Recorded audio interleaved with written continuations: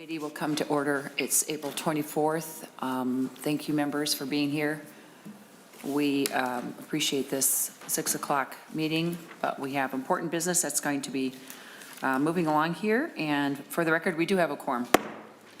Senator Pratt, you're before us again with Senate File 4091, your jobs bill, and thank you, Senator Eric, for being here too. Appreciate that.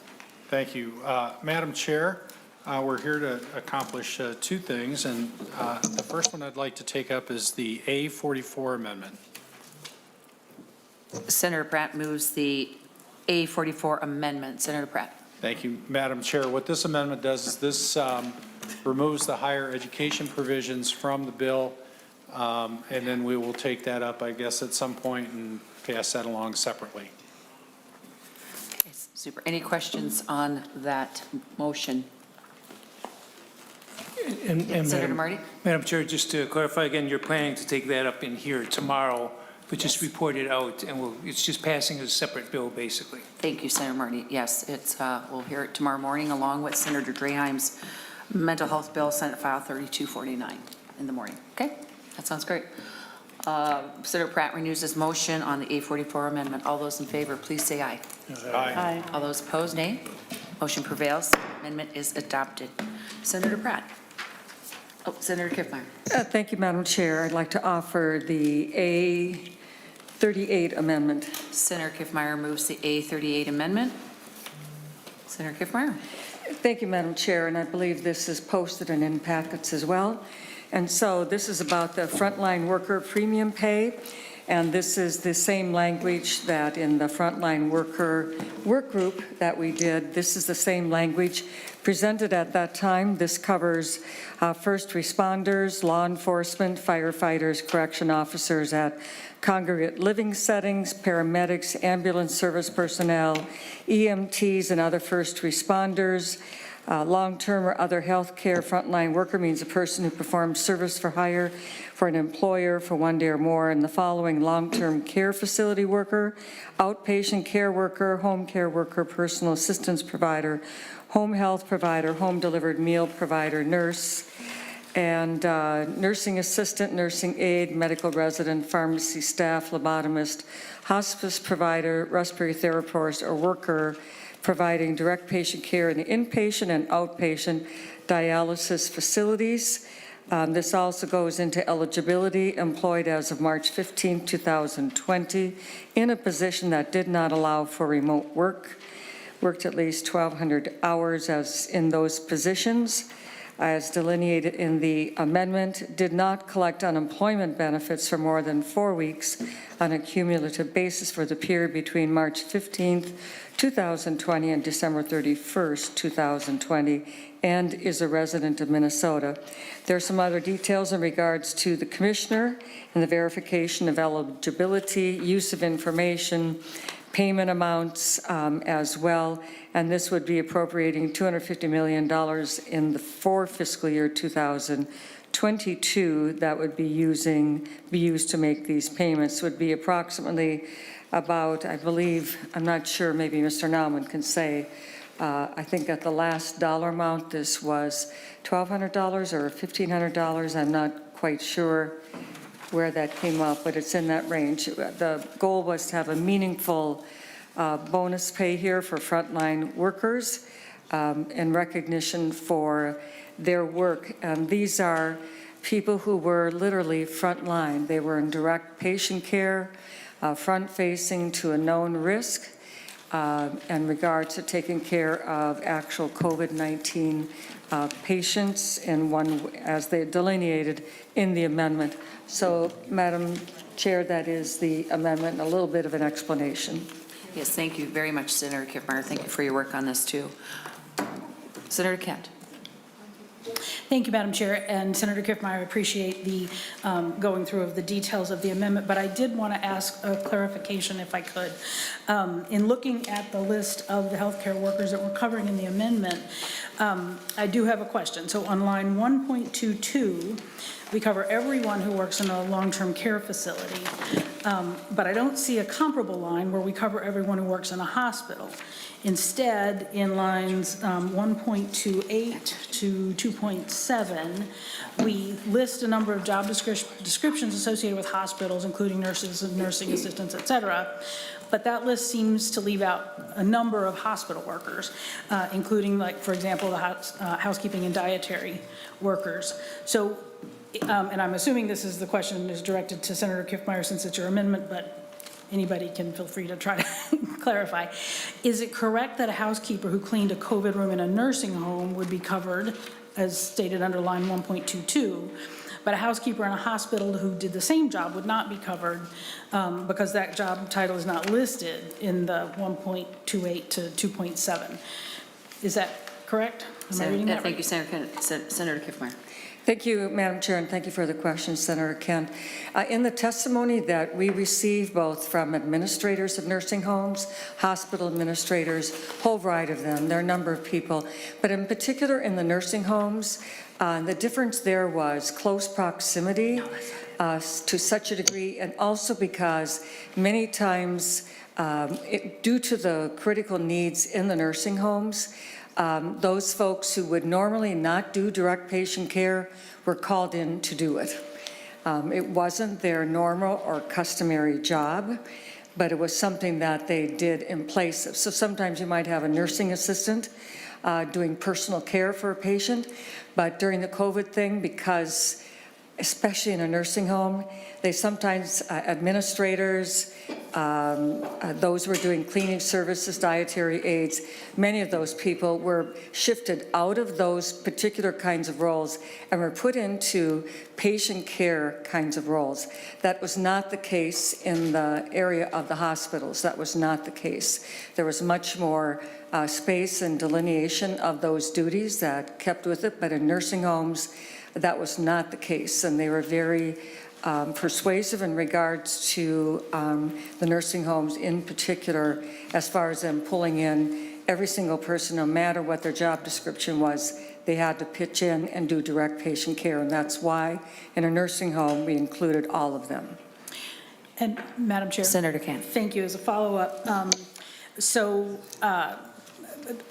we're going with this language and everybody's comfortable with it this way? Because one of the other concerns I've heard is that, especially since we're getting into the level of actual job titles, there may be differences and distinctions between different hospital systems, that kind of thing. So I've heard that there are some real concerns that, you know, what we've got enumerated here in 1.28 to 2.7 really is going to leave out a number of people who very much fit the description of frontline workers. Is that?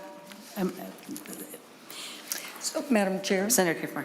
Yeah, in regards to this, again, the testimony from the hospital system. So if you note physicians, hospitalists, physicians, a variety of these people, administration, are not included in this either, because in the hospital situation, they were not, like in a nursing home, pulled into doing direct patient care. And that was really the criteria, where you did direct patient care, personal patient care with COVID patients. And so when the testimony came from the hospital systems, these were the ones that they put forward that in that particular situation, a lot of testimony went in for this, many hours of that, and that the ones that they delineated here for in the hospitals met that criteria of direct patient care, and that's why the list is here in the way it is for hospital systems.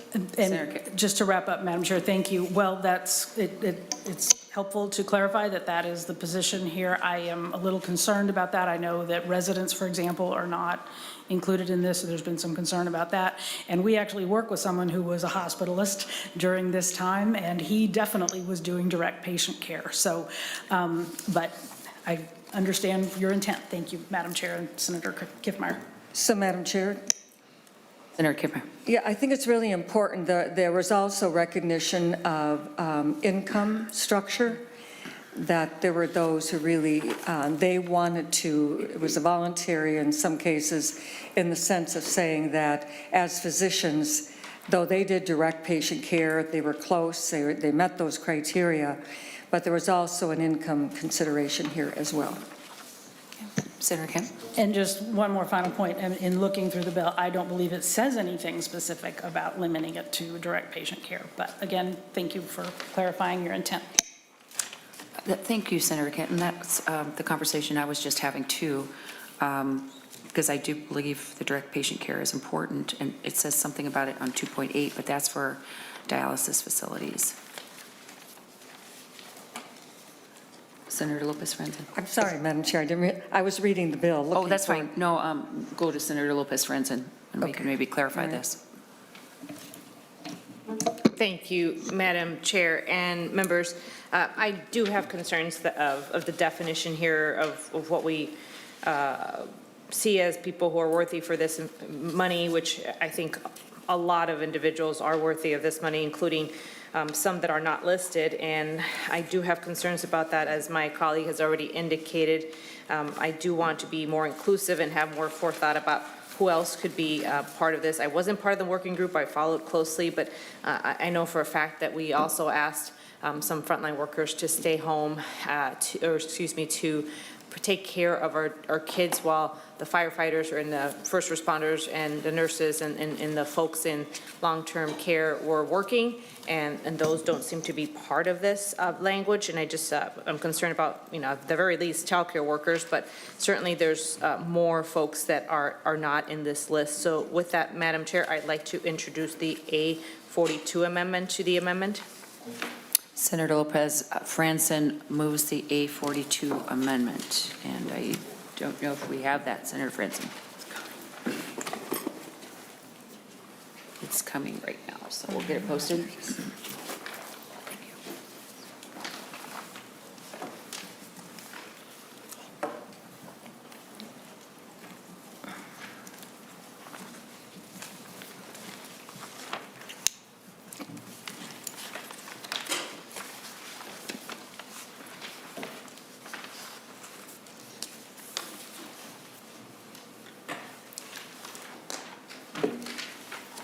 Senator Lopez-Franzen.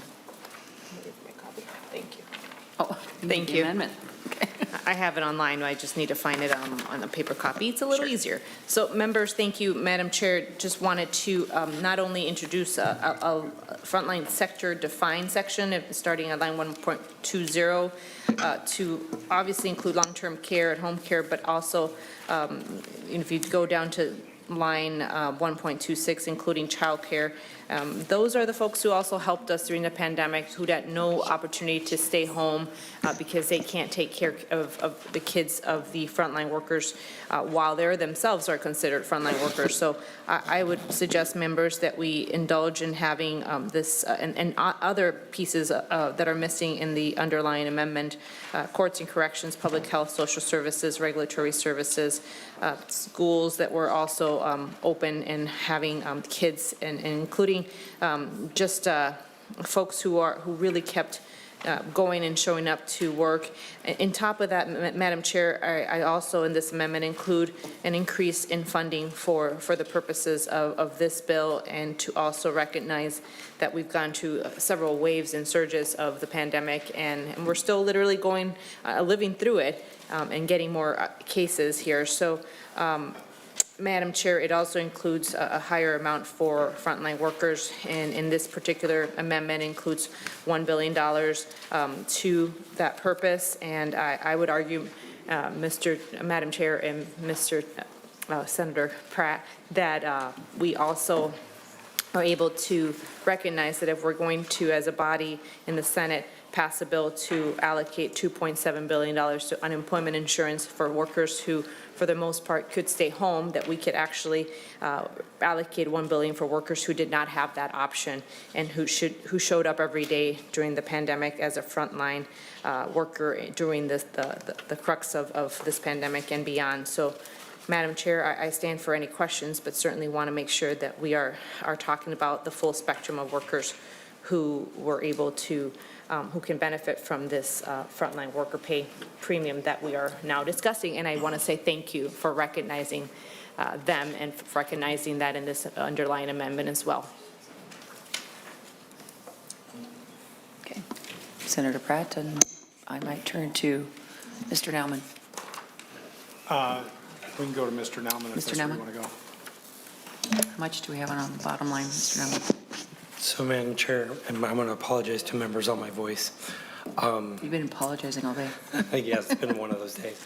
The Senate's general fund bottom line at this point is $796 million in fiscal '25. Senator Madam Chair, Kiffmeyer. what was that again? Mr. Nellens. Madam Chair and Senator Kiffmeyer, the question was how much of the budgetary balance over the 3 years that we have remaining over the tracking period does the Senate have left? And the answer is 796. This amendment spends $1 billion. Thank you. Senator Benson.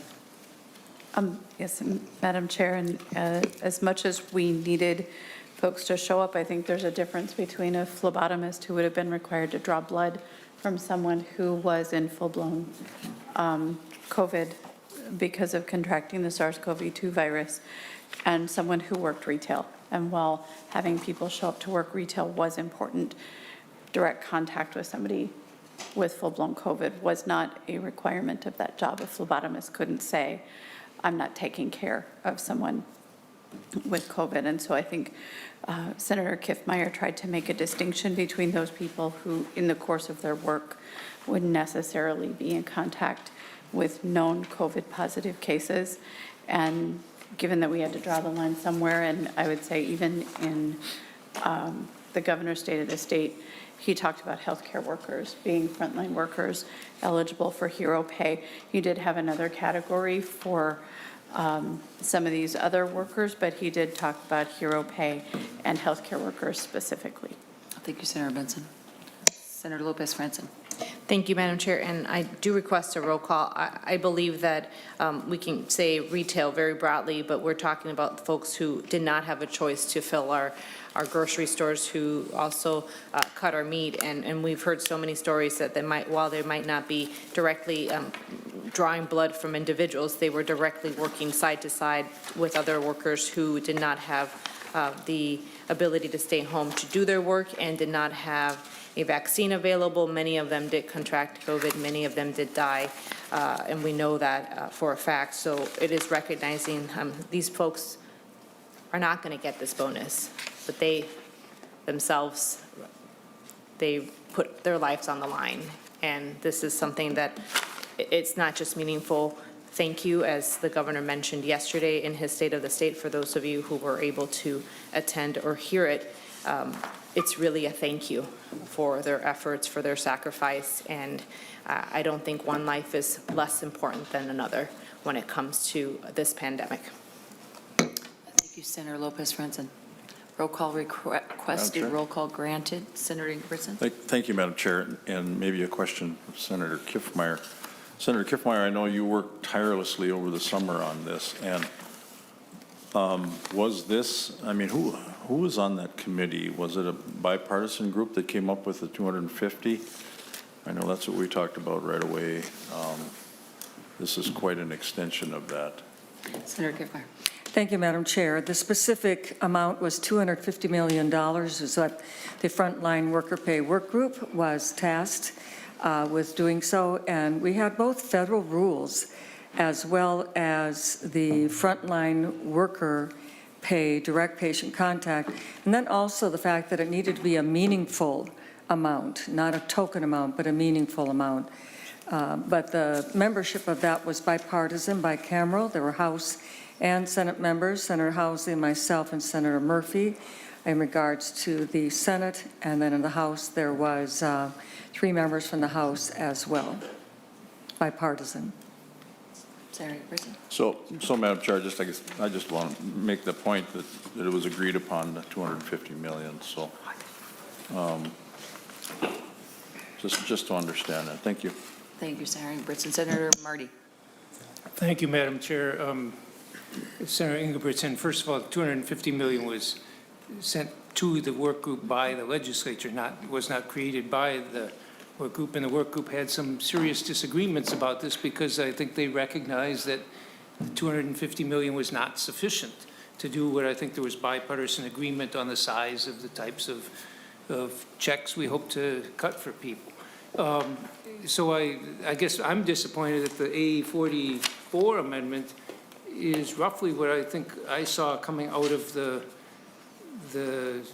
what the Senate Republicans were pushing back in September, nothing new. We're seeing it today, and I'm glad that at least we're talking about adding something in here, but it doesn't look like it's anything new in the last 9 months. And my concern is that, as Senator Kent was mentioning, it leaves out so many people, child care workers, grocery store workers, others who were exposed. And I don't know if it was, can't recall if it was Senator Benson or Senator Kiffmeyer who was saying a phlebotomist who's drawing blood, we're only counting the ones who are drawing blood from the people with COVID. Well, think back a year or two. We didn't know who had COVID. We didn't have good testing for it. We had no way of knowing. Every person in this row could have it, and if you were drawing blood from them, you are exposed. You are potentially working with a person who has COVID, and except for those who were clearly symptomatic, you have no idea if your risk is there or not. And to me, the folks who are stocking our grocery shelves, the ones who are working and cleaning the hospitals and so on, they're just as exposed as somebody else is there. And the idea that we're randomly picking this category of people, the discussion that I think Senator Kent was having a little bit earlier about how the A44 has, the Kiffmeyer motion has anybody who's working in long-term care, but only some of the people who are working in hospitals. And nobody who's working in retail outlets or who are doing lots of other types of cases where they were forced, unlike you and me perhaps, they were forced to be present working with people with COVID, high risk. Most of those folks didn't have paid sick leave. A lot of them were in terribly risky situation. And to me, the Lopez-Franson amendment provides the size of grants we need, and it doesn't exclude people who were just as at risk as the ones who were right next to them, saying some folks drawing blood were at risk and others weren't. We didn't know back then. We had no good testing. So I just think that the Lopez-Franson amendment covers who we should be covering, and that is all the people who put risks in, not saying, well, these very specific ones, because we know they had higher risk, we'll count them, but others who had equally high risk, we're not going to count those folks. And the $250 million mark was not any agreement of the people on the task force. Maybe Senator Kiffmeyer and a couple others may have liked it, but I don't think Senator Murphy or some of the House folks liked $250 million. When they saw how many people, how big the pool was, they saw it would be very small grants. And saying, well, we want bigger grants, so we'll just exclude 2/3 of the people. I don't think that's good either. So I urge support for the Lopez-Franson amendment. Thank Madam you, Senator Chair. Murty. Madam Chair, in regards to that amount, Senator that was specific legislation. The worker pay, frontline worker pay, the whole statute was appropriating the amount of $250 million for this. It was not a creation of any individual person on the work group at all. We were tasked with what to do with $250 million, and only $250 million. Our authority did not go beyond that. And the other thing is that there's a difference between a known risk and a possible risk, big difference. In the testimony we had from ICU nurses, care assistants in nursing homes, especially in a nursing home, they were in the midst of COVID every single hour of their day of employment, every single hour. They were in direct contact with known COVID patients. We all know the deaths that occurred in nursing homes. We know all the sick people who were in nursing homes, probably more than I've ever seen in my life, that we've put our elderly at such risk in this situation. Also, the staff who were caring for them there. It was a very, very serious situation. This wasn't just coming into contact with or just being around it or the potential. The criteria here was very much known risk, heavy-duty risk on a consistent, regular basis. And I think that is very, very different. In all due respect to others, I would say the entire population of Minnesota, if you look at this, you almost kind of would take everybody in the state of Minnesota that could potentially qualify for this if you look at it in that sort of a broad way. But we felt with the $250 million, and it was Frontline, and then with the federal rules as well, talking about their criteria there as well. And again, it was after all the testimony, but the $250 million came directly from a statutory creation of the work group. Thank you, Senator Kiffmeyer. And Mr. Nauman, I'm going to direct you to the statute that verifies that in the tax bill, please. Madam Oof, do you need some water? Madam Chair and members, Senator Kiffmeyer is correct. In last year's tax bill, there was a working group established, and the instruction was to make recommendations to the legislature to spend or make a recommendation of $250 million in direct financial support to frontline workers. Senator Marty. And thank you, Madam Chair. And yes, Senator Kiffmeyer is right. That's the point I was trying to make to Senator Ingebrigtsen when he was saying that this was what the work group agreed to. It was no agreement among the work group. It came from the statute, which was my point. But to the other part of it, the testimony, and I wasn't present for all the testimony. I wasn't there for any of the testimony, but I was reading about what I was hearing. And when you talk about the known risks and the severe risk, when I heard about the number of people in some of the meatpacking facilities who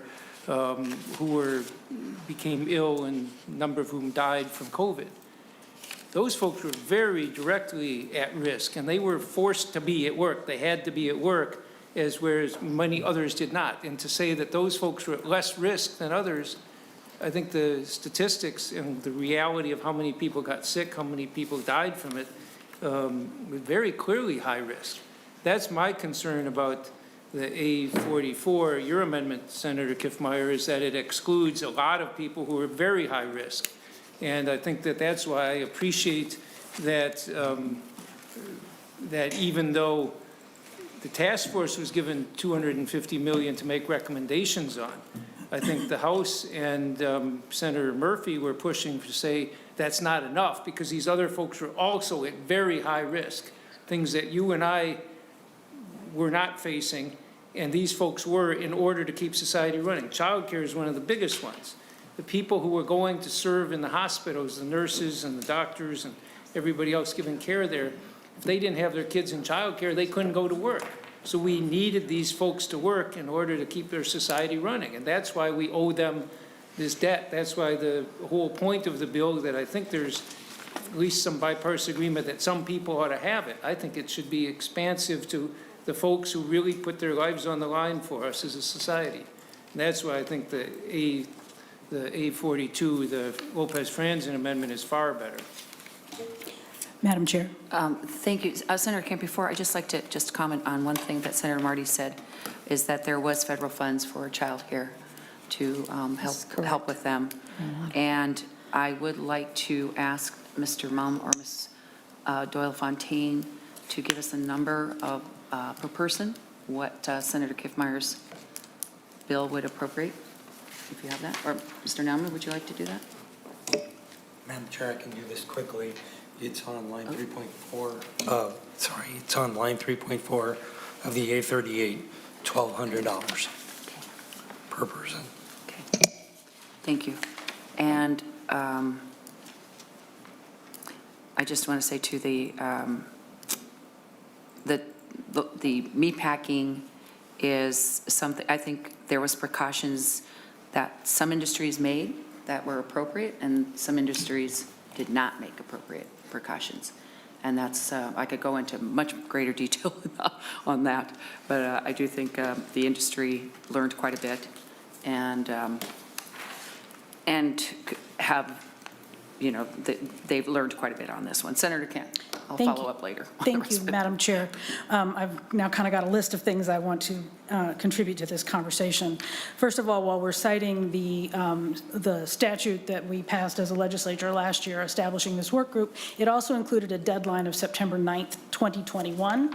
Today is April 25th, 2022, and this is the first time we've seen the Senate introduce any language to this. So I just want that to be on the record. As we talk about the risks that people incurred and the circumstances of this disease last year or 2 years ago, you know, everybody was still using disinfecting wipes at that point because we did not know how this disease was transmitted. And to the point, Madam Chair, that you just made about different industries and different workplaces, you know, in many cases, in healthcare settings, there was much more availability and being provided to the workers. PPE was limited for a lot of people, but there was much more available to them than there were to some of these other workers. And so, you know, and I do go back to the risks incurred by people just interacting, because we did not fully understand how this disease was transmitted, and people did not have access to quality protective gear. And so, you know, the folks who were included in the, make sure I'm doing it right, 842 amendment, definitely kept our entire economy and society going and kept us healthy and fed during this critical, frightening time. So for that reason, I also support the A42. But I do want to make one other comment, and I don't remember when I first asked that question about what was on the bottom line, but I'm really glad this many weeks later to finally get that answer, so thank you for that. But as has been stated so many times in this room, we don't have budget targets. They are not agreed upon with the House. This is something that this committee, this body, has the ability to change and to meet the need. And so I would just put that out there that, you know, if we feel like the work done by all of these folks to help Minnesota get through an incredibly scary and difficult time is worthy, we have that ability. Thank you. Thank you, Senator Kent. I do want to mention, though, too, the governor did not call us back for a special session in order to deal with this. So that was, put it on the governor on that one. Senator Ingebrigtsen. Madam Senator Chair, Kent. can I just respond to that? Yeah, absolutely. Because I've been in the position of having this conversation, I think, a number of times in different contexts. We are an independent body. We can draft whatever legislation we want, we can introduce it, we can hear it, and we can pass it out of the Senate and wait for the others, as we're doing in other instances, to do their jobs and pass it and get it done. So I think it is just a little disingenuous to say, because there wasn't a special session last fall, if there had been an agreement, if we could have gotten it, there absolutely would have been a special session. That's exactly right. But we did pass a UI bill and have failed to see any agreement or movement. And we could have passed this one at the beginning of this session as well. We could have introduced this very language and been working on it, and not have to wait till the end of April. Senator Ingebrigtsen. Thank you, Madam Chair. Senator, the A42, I don't see in the amendment. I see emergency responders in the original one for the 250 million. I see law enforcement personnel. So are they included in emergency responders? Also, I don't see corrections officers. I just see courts and corrections. Now, courts and corrections are different than correctional officers. So, Senator Ingebrigtsen, you're looking at Senator Franson's amendment. yeah, 42. I'm sorry, Great, Senator great, Franson. Great, great. Is that correct, or? I think correction officers, it has, in Senator Franson's bill on 1.25 is courts and corrections. I would assume that's probably the same. Corrections are, yeah, if that's corrections officers, that's a definition. There's also probation is what I'm thinking of, because they're dealing face-to-face with folks as well, but that's not real clear.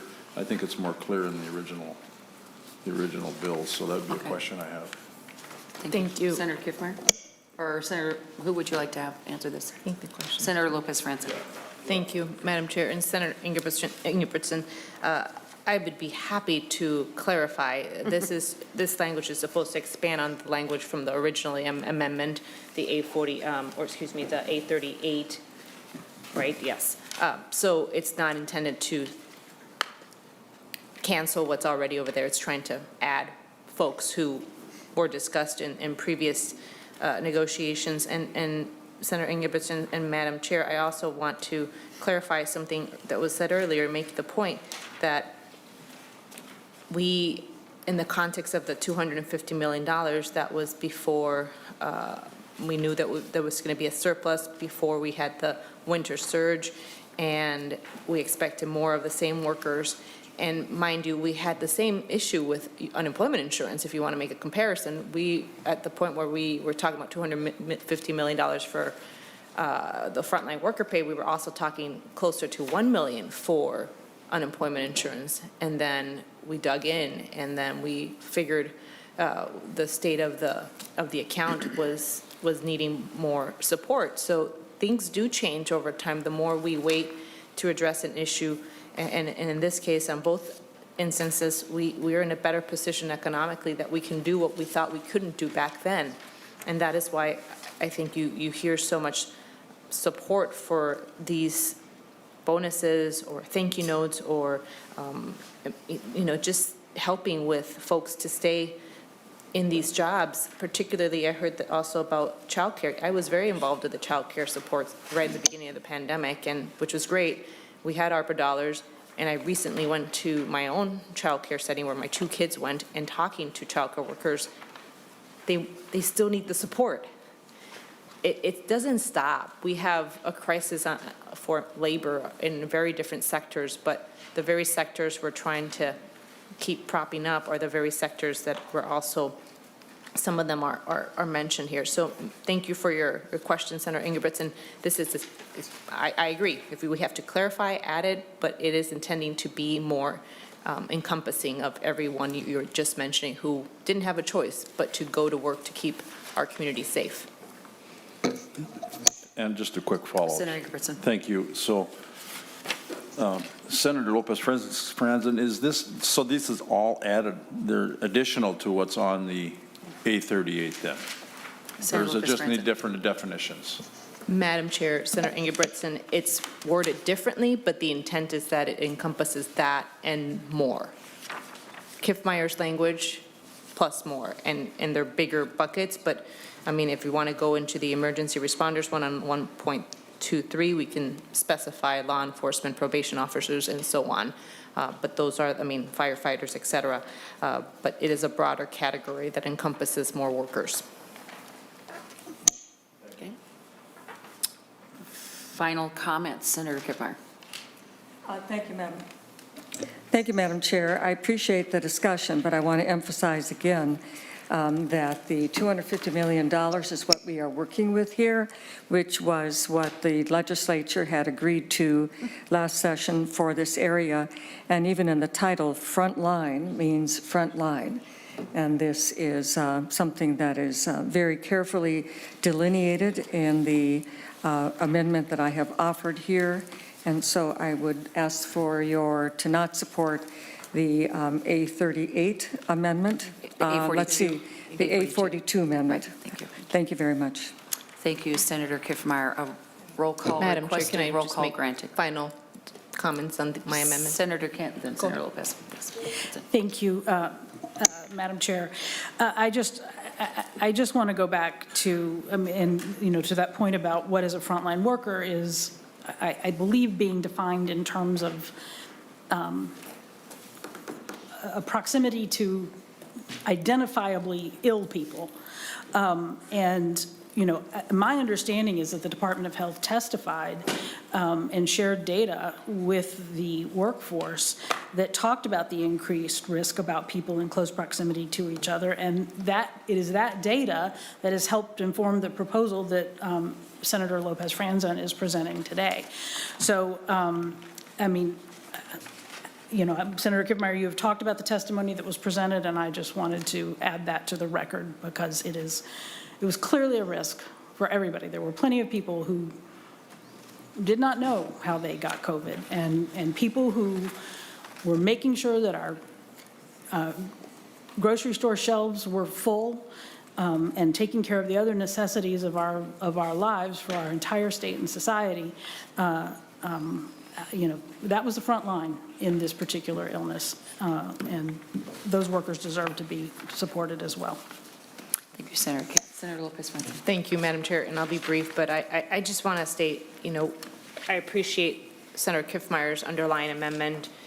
We can do more. We agree with that. We can do that plus more. And I think fundamentally is we're talking about who we value for these checks, for these dollars, it's a thank you for the effort, for their risk, just as much as it was people that you saw in the hospital and in the long-term care setting. A lot of the people who kept and propped up our economy, you didn't see them, but they were there day in and day out. And I think we owe them a debt of gratitude for their efforts, for showing up and not knowing what they were exposed to. When we talk about personal protective equipment, I know for a fact that in all these settings, there was lack of in the beginning, and it still was not necessarily required in certain industries. And I'm glad that industries have adapted and learned from this, but in the midst of it, we heard really, really terrible outcomes of just everyday workers going to work and trusting that they'd be safe, but they didn't know. The industry probably didn't know either in the beginning, but now we do, and now we thank them. And it's not a question of who should be included, it's a question is who we value. And we should do this because we have the funding and we can. And we didn't have that ability back in May, back in September. Now we do. And it doesn't compensate for the risk of a lot of these workers in every setting that was in the front lines, as we like to define it. And now that we know more about long COVID, this is not enough either. And members, I appreciate you really thinking broader about who is a frontline worker and who you value in our economy in the state of Minnesota, who kept us safe, kept our kids safe, showed up to teach them, showed up to feed them, showed up to sweep the floors in every setting, clean up after the sick. We should and we must value them. So I'm very, very much really, I would love that this committee could acknowledge that we owe these people, these neighbors, these community members, a debt of gratitude. And no amount of money will be enough, but we're at a point where we can do more. And that is the intent of this amendment. And I hope that members would really consider indulging this and working with us in the House to find an agreement finally. That's really long overdue. So thank you for indulging my conversation, and I appreciate this discussion. Thank you. Thank you, Senator Lopez-Francis.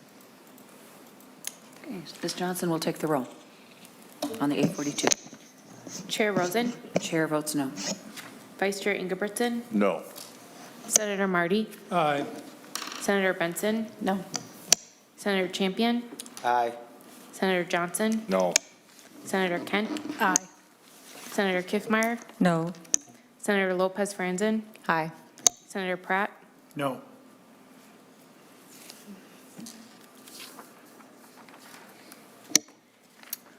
There being 4 ayes, 6 noes, the A42 is not adopted. And now we have the A38 before us. Senator Kiffmeyer. Yeah, Madam Chair, I'd like to ask for a roll call. Roll call requested, roll call granted. Senator Pratt.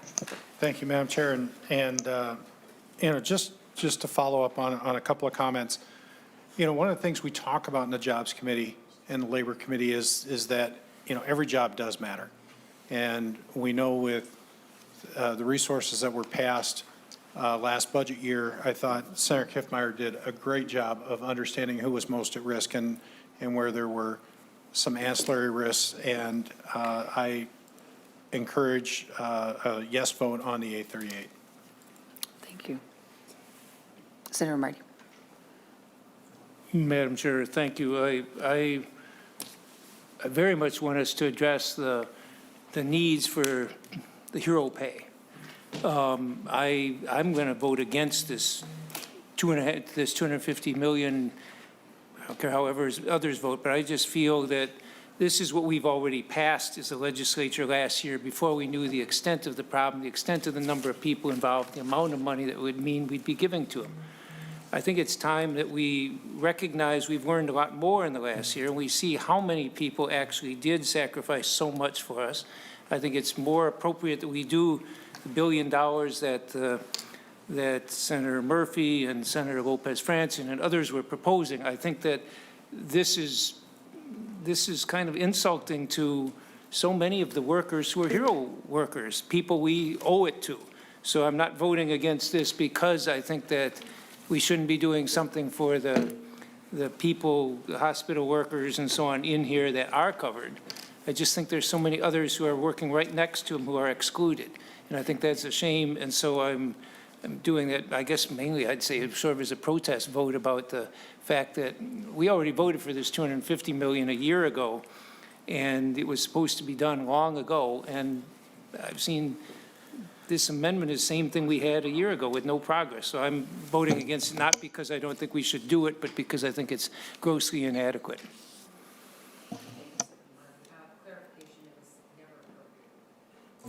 Thank you. It was never appropriated. It was just in the tax bill. Okay. Senator Kiffmeyer requests a roll call. Roll call granted. Ms. Johnson, would you please take the roll? Chair Rosen, Chair votes aye. Vice Chair Ingebrigtsen, Aye. Senator Marty, No. Senator Benson, Aye. Senator Champion, No. Senator Johnson, Aye. Senator Kent, No. Senator Kiffmeyer, Aye. Senator Lopez Franzen, No. Senator Pratt, Aye.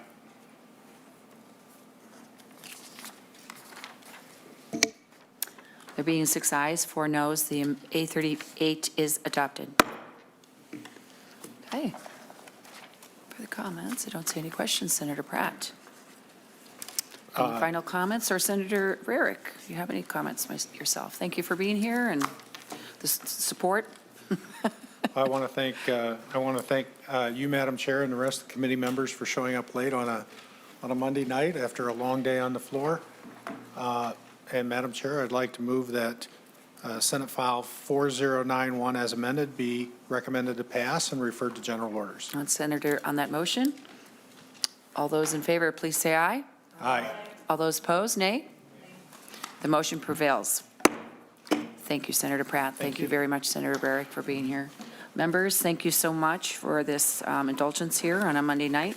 Like I said, tomorrow we have the mental health bill, Senate File 3249, Senator Draheim's bill, and then Senator Tomassoni's 3510 higher ed omnibus bill will be in front of us. With that, the Finance Committee is adjourned.